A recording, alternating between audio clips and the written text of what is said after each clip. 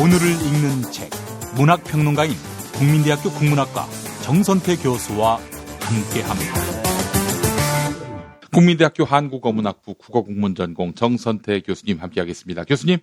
네, 안녕하세요. 자, 오늘 그 네 번째 시간입니다, 교수님. 예, 자, 큰일 났습니다. 한 권을 가지고 네 번 하려니까 예. 조금 민망하기도 하네요. 근데 오늘 네. 소개하셔도 많이 남죠, 또. 할 게. 당연하죠. 근데 이 곳곳에 제가 이 표시해 놓은 부분이 있는데 그 중에서 뽑고 또 뽑았는데도 못다한 부분들이 많아요. 어쩌겠습니까? 이제 예. 뭐 각자 감당해야죠. 뭐. 알겠습니다.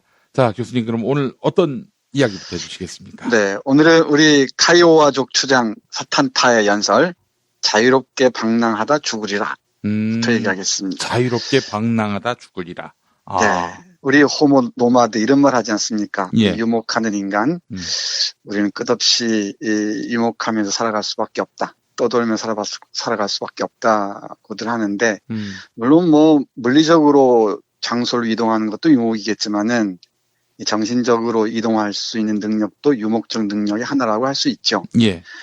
우리 인디언들은 강력한 중앙 집권적인 국가에 살지 않았습니다.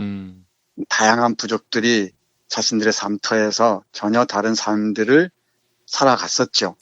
그런데 미국이라는 국가가 등장하면서 예. 중앙 집권적 시스템에 사로잡힐 수밖에 없었던 거예요. 그게 너무너무 힘들었던 거죠. 그 지점을 생각하시면 좋을 듯 합니다만은. 사실 이런 생각도 들어요. 언론, 네. 학교, 이런 것들이 없었다면은, 매스미디어가 없었다면은, 또, 중앙 통제적 교육 시스템이 없었다면은, 각기 다른 색깔로, 다른 무늬로, 다른 네. 풍조로 살 수 있었을 것 같은데, 네. 획일화된 것 같아요. 저기 서울부터 제주도까지.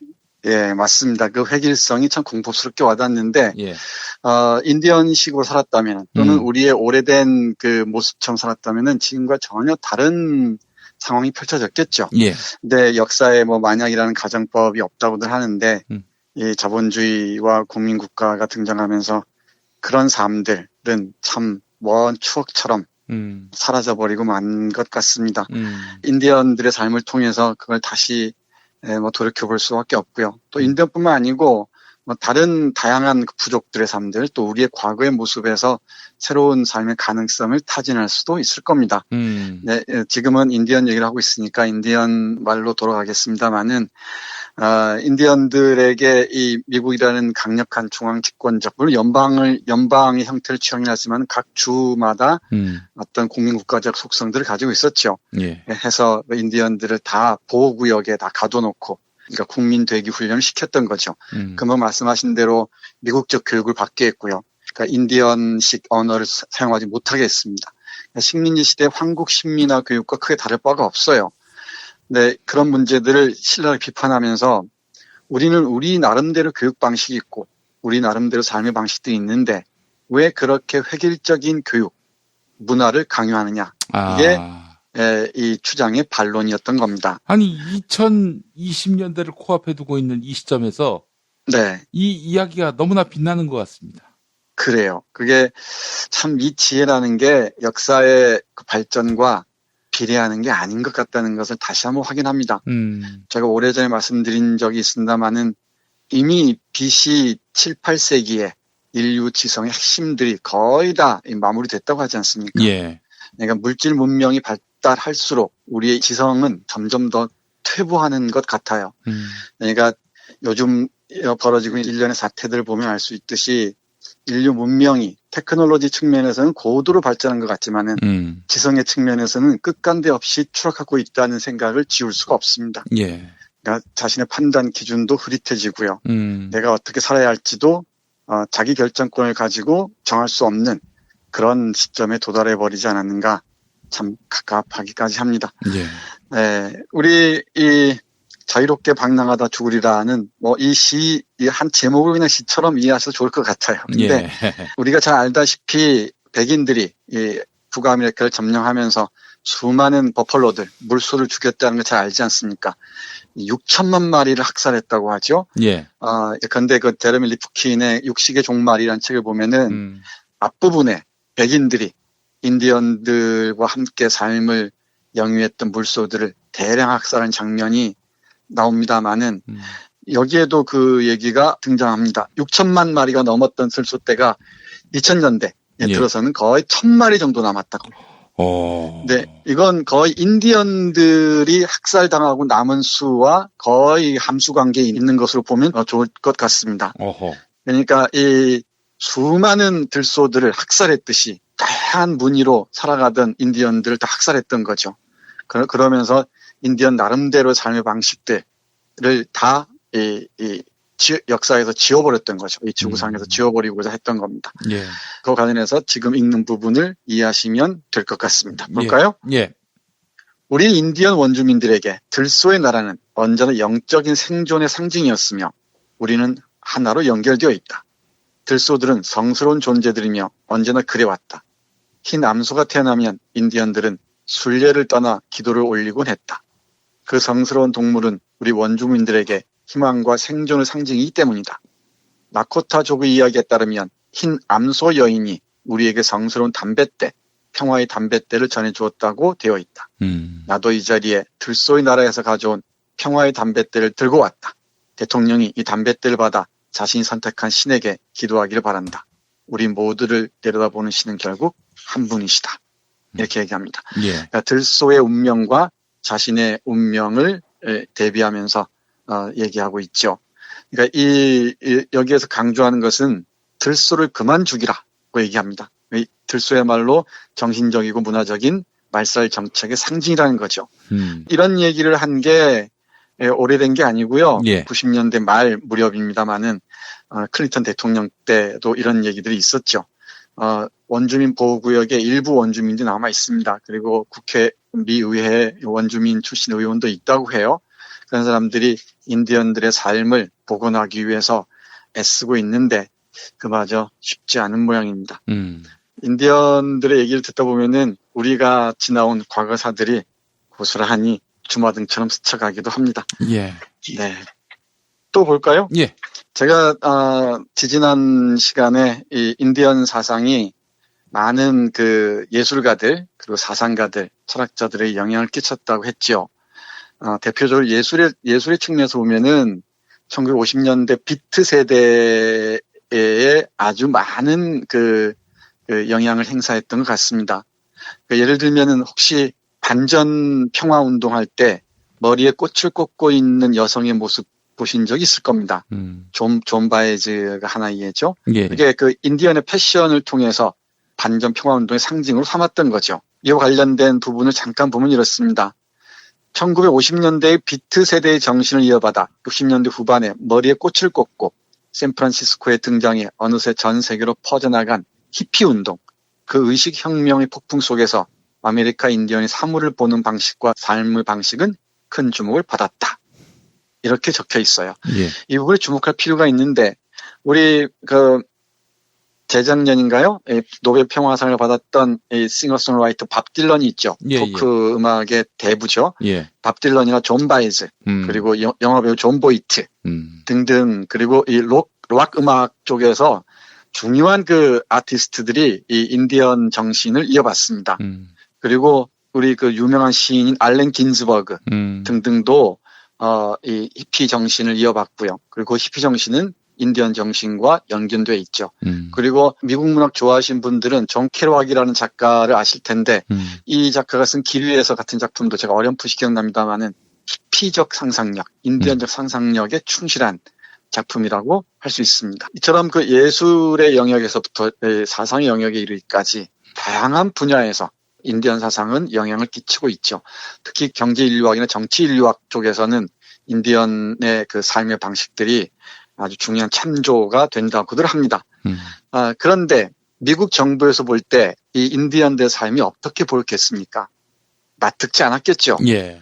아니 이 국가에 철저하게 복종하는 것도 거부하고 어떤 자본주의 논리에도 아주 미숙하고 자신들의 삶을 자유롭게 영위하겠다고 하고 그리고 달력이나 뭐나 이것도 지 멋대로 작성하고 또 자연과도 지 멋대로 만나고 이거 견딜 수가 없었겠죠. 예. 어쩌겠습니까? 딱지를 붙여야죠. 바로 빨갱이 딱지였습니다. 빨갱이요. 아. 네, 뭐 그럴 수밖에 없습니다. 함께 소유에 대한 관념이 미숙하다는 이유로 빨갱이 딱지를 댄 게 아니고 함께 생산하고 함께 나누고 더불어 살아가고 그리고 또 전쟁에 반대하고 어떤 그 과도한 소유를 비판하고 이걸 견딜 수가 없었겠죠. 뭐 당연하게도 이 인디언들에게 빨갱이 딱지를 붙였고요. 그리고 인디언 출신 작가들도 있습니다만은 그 의식을 쓴 작가 이름이 자꾸 기억이 안 나는데 다음에 제가 소개해드리겠습니다만은 예, 예. 이런 그 작가들도 있고 예술가들도 있는데 이 사람들 다 빨갱이라는 이름으로 대대적인 사냥이 들어가기도 하죠. 아니 그 인디언들이 뭐 마르크스 관련한 서적을 읽어보기라도 했습니까? 네, 뭐 당연히 뭐 읽은 사람도 없진 않겠지만은 제 생각에는 그렇게 많지 않았을 것 같아요. 그렇지만은 그 인디언적인 삶의 기반이 그 공산적 삶, 그 꼬물적 그러네요. 삶과 대단히 밀접하죠. 예. 그러니까 이런 그 인류 지성의 최고에 도달한 사람들은 가장 원천적인 부분, 가장 인간다운 지점에 주목할 수밖에 없었다고 봐야 할 것 같습니다. 아하, 예. 네, 그런 점도 여러 곳에서 발견할 수가 있습니다. 예. 이와 관련해서 우리 인디언의 얘기 잠깐 들어보겠습니다. 예. 인디언들에게 빨갱이 딱지를 붙인 얘기. 그 이름이 잎사귀 들고 다녀입니다. 잎사귀 들고 다녀. 예, 예. 예, 모호크족 사람인데요. 이름 너무 예쁘지 않습니까? 예. 잎사귀 들고 다니는 말 들어보겠습니다. 미국 정부가 아메리카 원주민들에게 붙인 딱지가 무엇인지 아는가? 공산주의자들이라는 것이다. 그들은 우리를 공산주의자라고 부른다. 그렇다. 이로코이 연맹이 일하는 방식은 공산주의 방식이다. 음식을 함께 먹고 땅을 함께 소유한다. 보다시피 어딜 봐도 우리 땅에는 울타리가 없다. 인류학자 루이스 헨리 모건이 세네카족 인디언들과의 생활이란 제목으로 우리 부족의 이야기와 생활 방식을 책으로 엮어냈다. 책이 출간되어 도서관에 소장되었는데 독일인 칼 마르크스가 뉴욕 브루클린에 와서 1년 동안 지내면서 도서관에서 모건의 저서를 읽게 되었다. 그가 독일로 돌아가서 쓴 책이 바로 공산주의 선언이다. 하지만 한 가지 중요한 부분이 빠졌다. 바로 영적인 측면이다. 공산주의가 실패한 이유가 거기에 있다. 우리 김 PD의 그 예측력이 탁월합니다. 그러니까 인디언들이 막스를 읽은 게 아니고요. 예. 마르크스를 읽은 게 아니고 마르크스가 예. 뉴욕에 왔을 때 루이스 모건이라는 유명한 인류학자가 있거든요. 예. 그 사람이 쓴 인류학에 대한 보고서 세네카족 인디언들과의 생활이라는 책을 읽었다는 거죠. 멋지지 않습니까? 그렇습니다. 그런데 우리 잎사귀 들고 다녀가 강조하는 것은 현실 공산주의, 정신의 사회가 실패한 것은 정신적인 측면을 결여하고 있었기 때문이라는 겁니다. 뭐 마르크스가 꼭 그랬다는 것은 아닌데 그 마르크스 사상을 이어받은 현실 사회주의자들이 정신적인 측면을 소홀히 했다는 점을 인디언 쪽에서는 강력하게 얘기하고 있죠. 또 거꾸로 얘기할 수 있는 점이 무엇이냐면요. 인디언 사상에 주목하는 많은 사람들 중에 인디언의 그 영적인 측면에 주목하는 사람들이 또 있어요. 예. 그러니까 현실과의 관계를 절단하고 영적인 측면에만 매몰하는 를 사람들이 있는데 이것도 저는 제가 보기엔 바람직하지 않은 것 같습니다. 우리가 현실에 불만이 있다고 해서 예. 자본주의에 문제가 있다고 해서 다 계룡산 도서가 될 수는 없는 노릇 아닙니까? 예. 이 현실 문제와 대결할 수 있어야 되죠. 예. 그러니까 우리가 인디언 사상에 주목하는 이유는 인디언 사상에서 사상을 통해 영적인 측면에 매몰하기 위해서가 아니라 영적인 측면에 빠져들기 위해서가 아니고 인디언 삶의 방식들 통해서 물론 정신적인 측면까지 포함해서 통해서 지금 우리가 안고 있는 문제가 무엇인지 그리고 이걸 해결하기 위해서는 어떤 방법을 택할 것인지 그 지혜를 얻기 위해서가 아니겠습니까? 저는 인도 사상, 그러니까 요가를 비롯한 인도 사상도 그렇지만은 이런 그 인디언들의 사상의 한쪽 측면만 강조해서 보는 것은 조금은 아쉬운 부분이 있지 않나 생각합니다. 네. 그래서 이런 그 60년대 반전 평화 운동이 그랬듯이 인디언 사상에서 발견한 정신적인 측면과 함께 평화 사상, 공동의 삶의 사상들을 아우르면서 우리가 이 자본주의 사회에서 안고 있는 문제들과 대결할 수 있는 하나의 무기들을 발견하는 과정의 일환으로 삼았으면 좋겠다는 생각을 합니다. 예. 내가 왜 이렇게 말을 잘하지? 아, 그래요. 네, 네. 교수님, 공산주의도 그 인디언의 삶에서 네. 좋은 모형을 찾았지만은, 네. 그러나 결국에는 그 공동체성은 다 상실한 거 아니겠습니까? 그래요. 네. 맞습니다. 그래서 그 상호적이어야겠죠. 네. 자본주의를 맹렬하게 비판하면서 자본주의를 닮아가는 경향성이 있었는데 네. 또 자본주의적 관료제를 비판하면서 사회주의적 관료제라는 괴물을 낳지 않았습니까? 그런 점들이 이런 인디언을 예로 들면은 인디언 사상의 일면만을 부각해서 강조해서 본 결과가 아닌가 싶기도 해요. 예. 문제 해결이 쉽진 않겠지만은 이런 여러 지점들을 참조하면서 새로운 그 삶의 가능성들을 타진할 수는 있을 겁니다. 네. 네. 좀 더 볼까요? 네. 네. 또 인디언 출신 중에 뛰어난 배우나 가수들도 많습니다. 작가도 말씀드렸습니다만은 인디언 사상에 영향을 받은 사람들 말고 인디언 출신들 많지는 않지만은 그 살아남은 사람들 중에 예컨대 그 다코타 출신 시인이자 가수이면서 배우이기도 한 그 플로이드 레드 크로우 웨스터맨이라는 사람이 있어요. 이름이 좀 어렵죠. 플로이드 레드 크로우 웨스터맨. 그러니까 플로이드는 우리 흔히 아는 얘기고 레드 크로우니까 붉은 까마귀겠죠. 이런 플로이드 레드 크로우 웨스터맨의 그들은 듣지 않았어 라는 노래가 있는데 여러분들이 들을 수 있을지 모르겠습니다만은 그 가사 잠깐 들려드리겠습니다. 예. 이렇습니다. 나는 그들에게 말했지. 우라늄을 캐지 말라고. 그렇게 하면 아이들이 죽는다고. 그들은 듣지 않았어.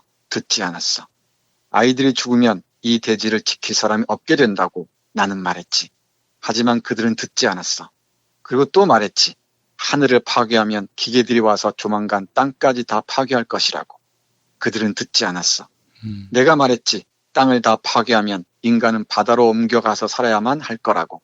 그들은 듣지 않았어. 바다마저 파괴하면 하고 내가 말했지. 하지만 그들은 듣지 않았어. 네. 참 어떻습니까? 이런 가사들 참 짜릿하게 와닿죠.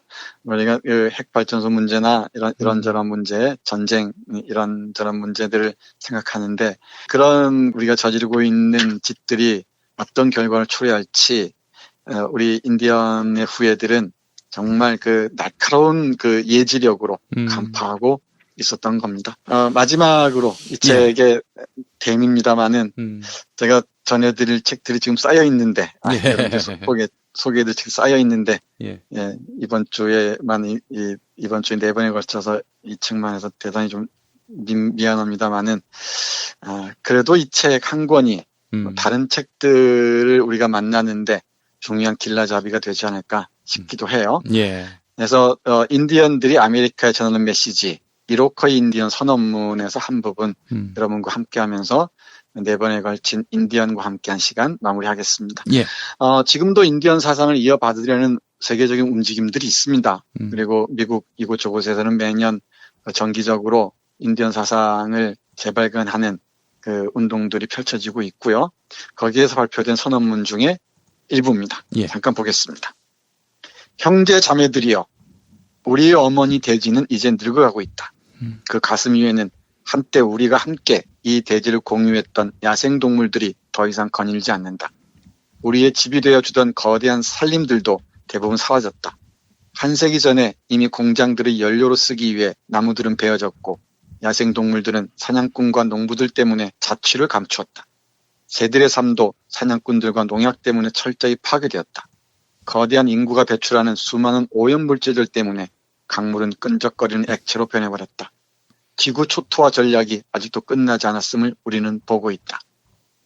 우리가 수천 년 동안 살아온 이 땅을 차지하고 농사를 짓는 사람들은 이곳에 사는 생명체들에 대해서는 아무런 예정도 갖고 있지 않다. 그들은 매년 똑같은 땅에다 똑같은 곡식을 심으며 벌레들을 죽이기 위해 독을 뿌려댄다. 곡식이 바뀌지도 않고 땅이 휴식할 수도 없기 때문에 자연히 토양은 메말라간다. 그들이 뿌리는 농약은 새들을 죽이고 강물까지 오염시킨다. 그들은 또 제초제를 뿌려 다른 식물들을 죽이며 매년 그 제초제들이 흘러가 이 나라뿐 아니라 지구의 모든 물들을 독으로 바꿔놓는다. 네, 이렇게 쭉 이어집니다. 제가 이 부분을 읽어드린 이유는 바로 그 레이첼 카슨의 침묵의 봄을 떠올릴 수 있기 때문입니다. 이 책을 통해서 인디언 사상을 만나다 보면은 우리 주위에 있는 수많은 책들이 이 인디언 사상과 다양한 방식으로 연결되어 있다는 것을 알 수 있을 겁니다. 이 정도 하겠습니다. 아직도 많이 남아 있는데 뒤에 그 인디언들의 계명도 있고요, 도덕률도 있고 참 많이 있는데 시간을 너무 많이 잡아먹었어요. 이건 아무래도 책을 사라는 그런 강력한 시도로 보입니다. 네, 제가 이 출판사나 예. 이 책을 엮은 그 유시아 시인하고 예. 일면식도 없는데 예. 순전 이 책 때문입니다. 예. 이 책에 보면은 만약에 마지막으로 여러분께 말씀드리면은 아메리카 인디언들의 삶의 지침이 쭉 나와 있는데요. 한두 구절을 보면 이렇습니다. 다른 사람들의 말과 생각, 소망을 존중하라. 다른 사람의 생각을 가로막거나 모욕을 주거나 놀려서는 안 된다. 누구에게나 자신을 표현할 기회를 주어야 한다. 이거 공자님 말씀입니다.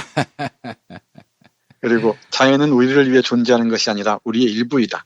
자연은 너의 식구이다. 이건 장자 얘기입니다. 그리고 아이들은 우리의 미래의 씨앗이다. 그들의 가슴에 사랑을 심고 지혜와 삶의 배움으로 물을 주라. 그들이 성장할 수 있도록 공간을 마련해 주라. 이건 장자글로서의 에밀입니다. 이런 식입니다. 제가 쭉 떠올리는 건데, 예. 가장 쉬운 언어로 쓰여졌음에도 불구하고, 이 책이 갖고 있는, 깊이는 어떤 그 난해한 책에 못지 않습니다. 이번에 제가 여러 차례에 걸쳐서 인디언 연설문집, 나는 왜 너가 아니고 나인가 소개해드렸는데, 이 책을 참조하면서 다른 책들, 그리고 다른 삶들을 만날 수 있는 하나의 그 계기를 마련하셨으면 참 좋겠습니다. 예, 알겠습니다. 정선태 교수님 말씀 잘 들었습니다. 네, 고맙습니다.